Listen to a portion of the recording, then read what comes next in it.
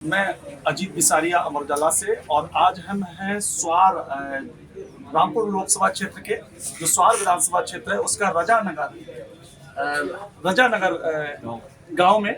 और आज हमारे साथ हैं रामपुर लोकसभा क्षेत्र से समाजवादी पार्टी के उम्मीदवार मौलाना मोहिबुल्लाह नदवी जी।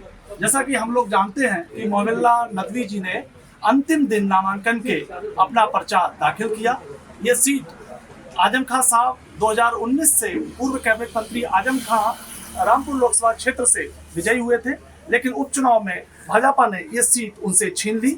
उसके बाद सपा अध्यक्ष, जैसा कि हम लोग जानते ही हैं, अखिलेश यादव चाहते थे और आजम खां साहब चाहते थे कि यहाँ से सपा अध्यक्ष अखिलेश यादव खुद चुनाव लड़ें, लेकिन सपा नेतृत्व ने फैसला किया कि यहाँ से मौलाना मोहिबुल्लाह नदवी साहब को मैदान में उतारा जाए।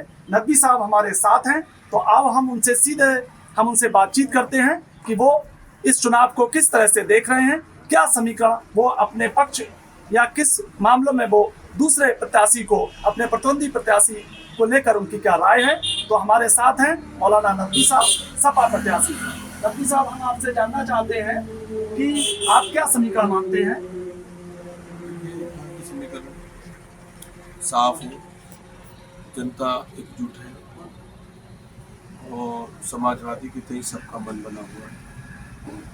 पार्टी अध्यक्ष सुप्रीमो जनाब अखिलेश यादव जी ने मुझे पार्टी की जिम्मेदारी यहाँ नेतृत्व दिया है ज़िले का, और जनता में इससे बड़ी खुशी है कि एक साधारण, एक रिलीजियस खिदमत करने वाला आदमी जो जनता से करीब है, जनता के दरमियान में है। आप भी देखिए, आप यहाँ आ जाएं तो इससे ही अंदाज़ा हो सकता है कि मैं अपने यहाँ मैं अपने घर में इस तरह से ले रहा हूँ और लोग यहीं पर आ रहे हैं, तो बड़ा उत्साह है। महाराज, ये भी कहा जा रहा है और खासकर आपके प्रतिद्वंदी पार्टी है, वो लोग कह रहे हैं कि आप बाहरी हो।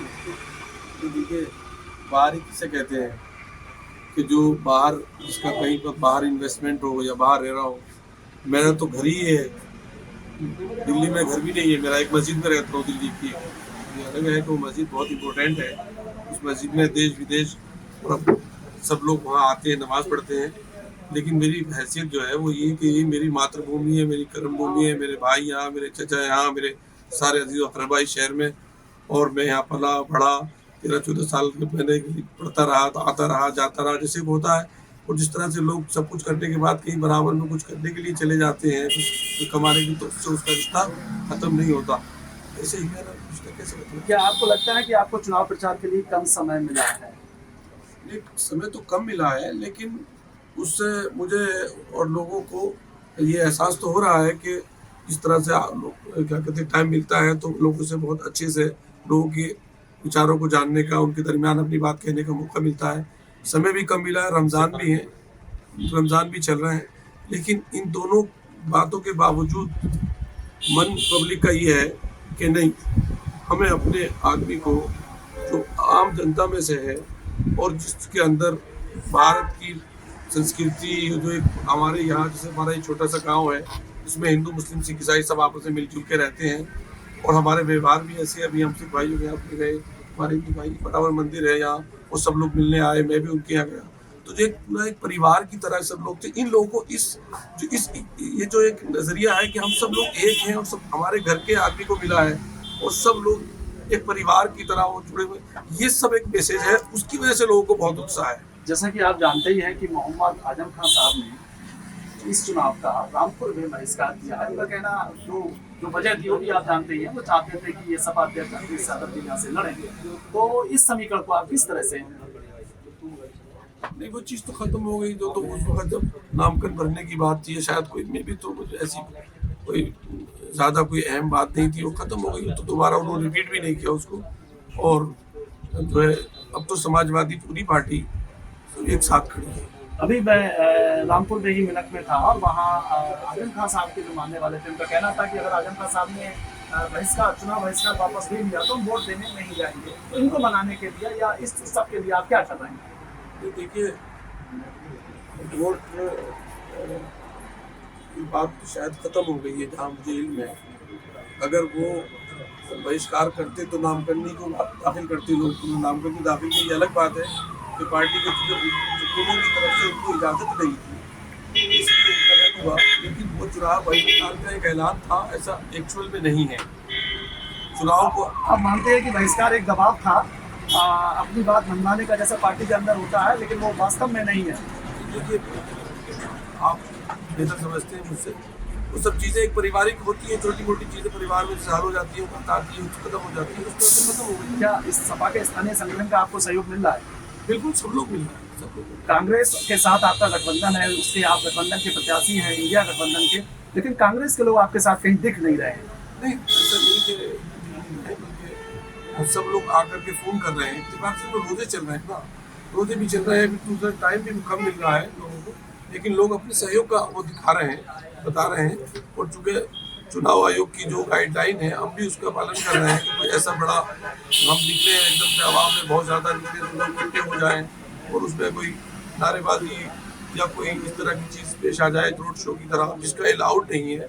उसकी वजह से हमने अपने आप को लोगों को समझा के रखा है कि आप अपने मन में जो है जिसको वोट देना चूज़ करना है, हमें चूज़ करना है, आप करेंगे, लेकिन आप अपने मन में रखिए और चुनाव आयोग का उनके नियमों का पालन करिए। रामपुर की जनता से आपके क्या वादे हैं इस चुनाव में कि वो आपको क्यों चुने? मैं यही चाहता हूँ कि एक बार जब वो मुझे मौका देंगे, रामपुर के बेटे को जो उन्हीं के दरमियान पैदा हुआ, पला बढ़ा, लेकिन लोग अपने सहयोग का वो दिखा रहे हैं, बता रहे हैं।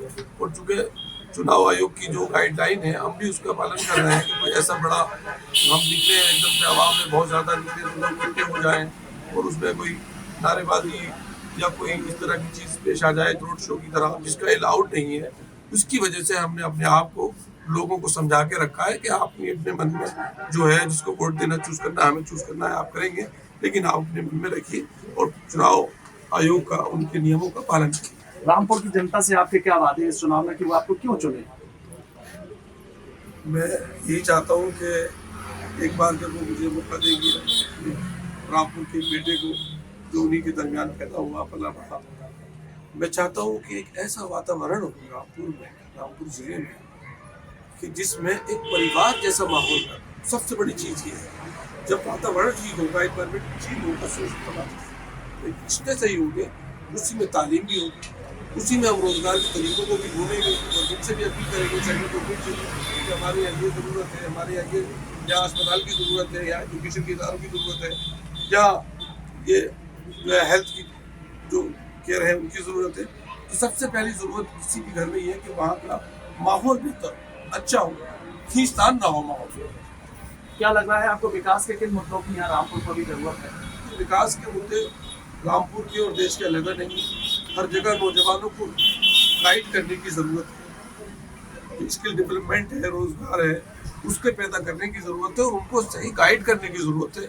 वो इंशाल्लाह उस पर काम होगा। क्या रामपुर में किसी बड़े नेता की सपा के कोई चुनावी सभा आप मांग रहे हैं या आपको मिली है या कुछ उसकी डेट तय हुई है? देखिए, ये तो हम आपस में मशवरा करेंगे, चूँकि अभी रमज़ान चल रहे हैं।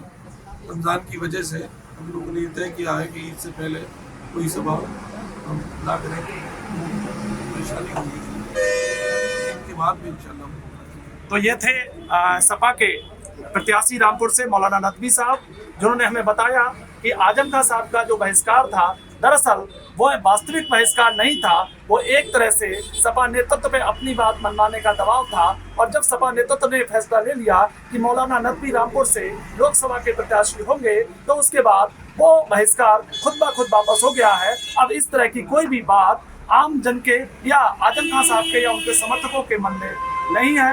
मैं अजीत बिसारिया, अमरउजाला.com से। अगर आप ये वीडियो YouTube पर देख रहे हैं तो हमारे चैनल को सब्सक्राइब करें और बेल आइकन को दबाना ना भूलें। अगर आप Facebook पर ये वीडियो देख रहे हैं तो हमारे पेज को लाइक करें।